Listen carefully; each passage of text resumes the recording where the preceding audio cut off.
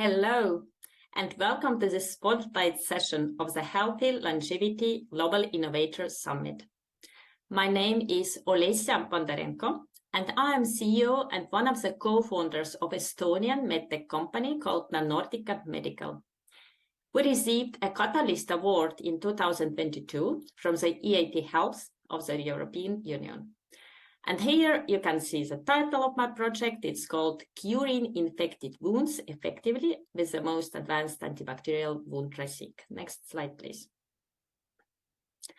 We are solving the problem of chronic wounds, and we specifically focus on patients with diabetes because they are the most susceptible to this problem. 1 out of 5 patients with diabetes develop diabetic foot ulcers, DFUs, that are very special chronic wounds that do not heal and that are often infected by bacteria. If this bacterial infection persists, a diabetic needs an amputation. And as a result, 1 million diabetics annually need amputation due to infection. It means 1 amputation every 30 seconds. And it's a huge number and huge hospital cost. Next slide, please. There are different solutions to this problem that are not efficient enough.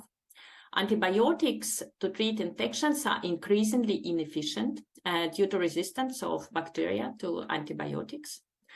And antibiotic resistance in Europe is already around 50% in some countries, especially in Southern Europe, because of misuse of antibiotics. And it's projected to increase to 80%.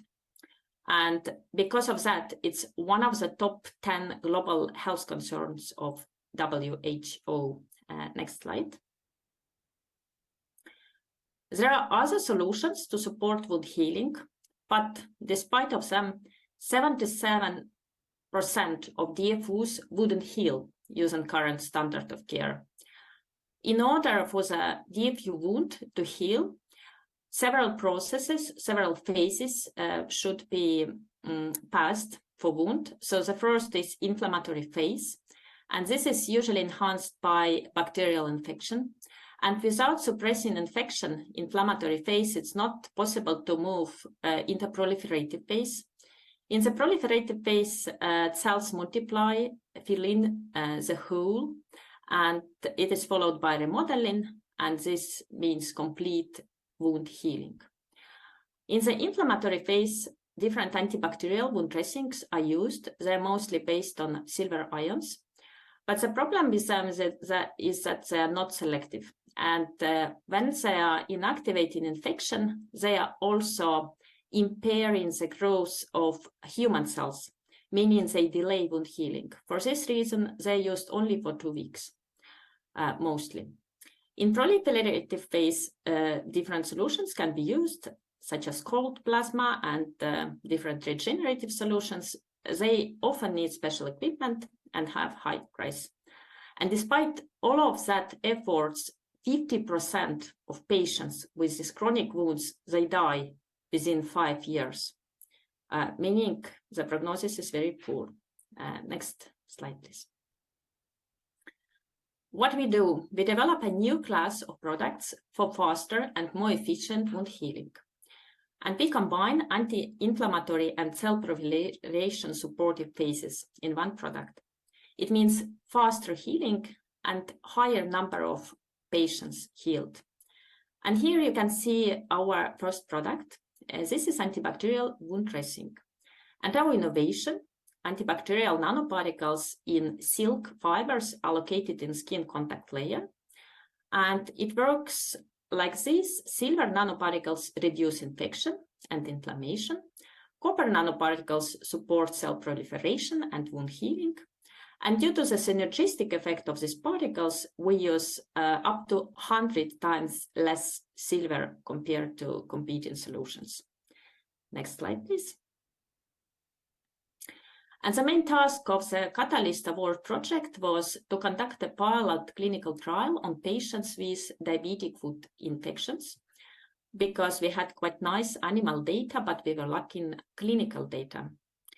And the primary objective of the study was to compare the safety and efficacy of the dressing developed by us with a competitor that is commercially very successful, Aquacil Plus Extra by Convatec, for treatment of DFU infections.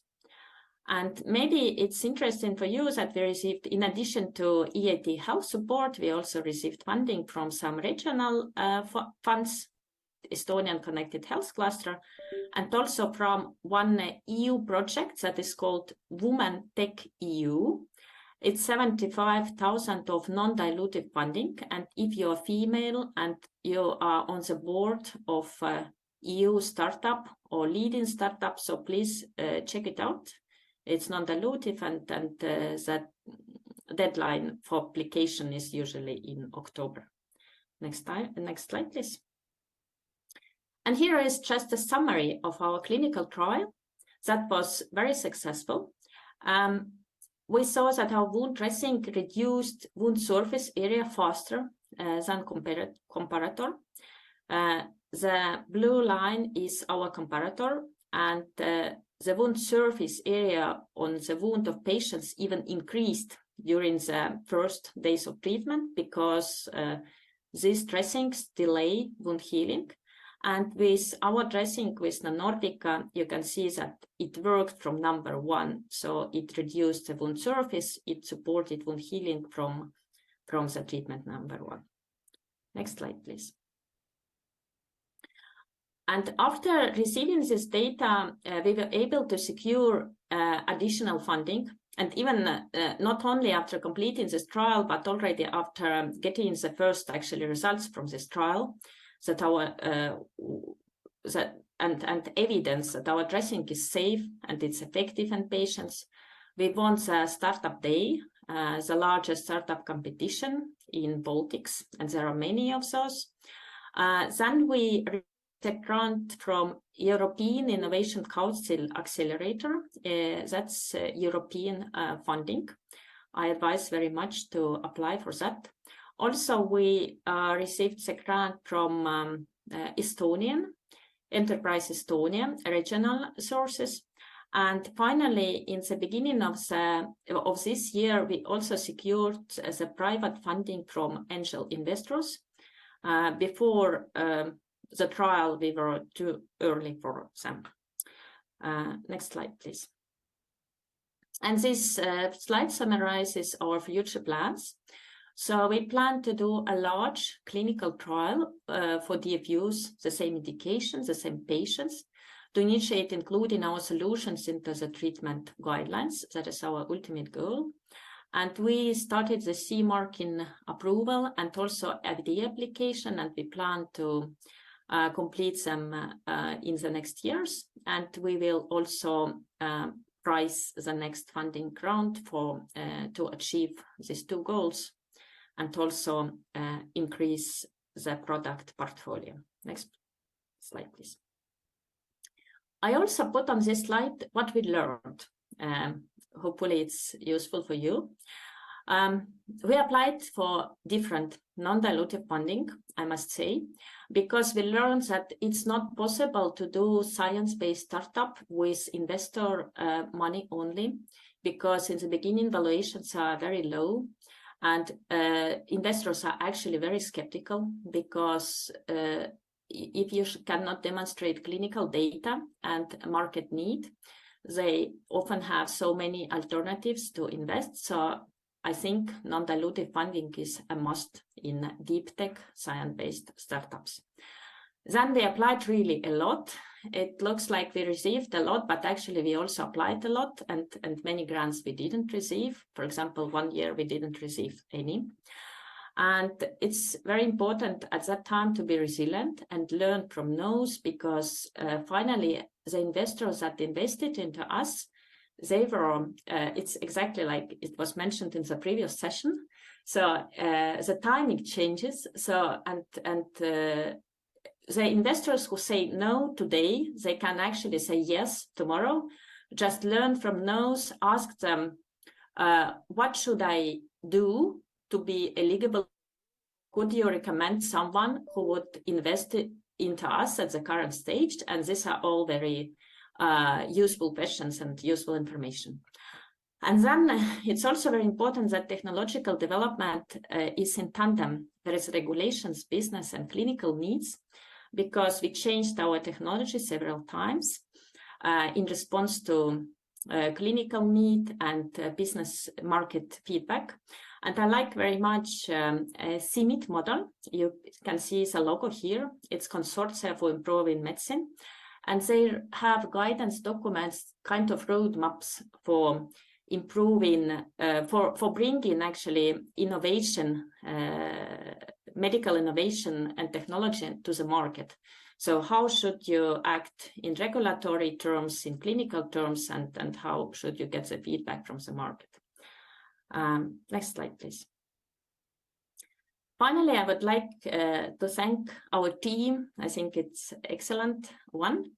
And I encourage you to join us on our vision to improve the lives of patients with wounds. Please write to us, follow us, and subscribe to our newsletter. Thank you. Thank you so much, Alessia, very much for that great overview of your work and the success of your fundraising efforts. Clearly, you've been very successful on the fundraising end of things, and we appreciate your insights and what you've learned. Question, what types of funding or funding sources do you still intend to pursue? Are there other kind of supports that you haven't yet obtained or want to focus on next? Yes, we still want to enhance our finances by non-dilutive funding. So in Estonia, we have processed some non-dilutive grants. So it's now we are applying for 2 million grants. And actually, there are also in Europe many different possibilities.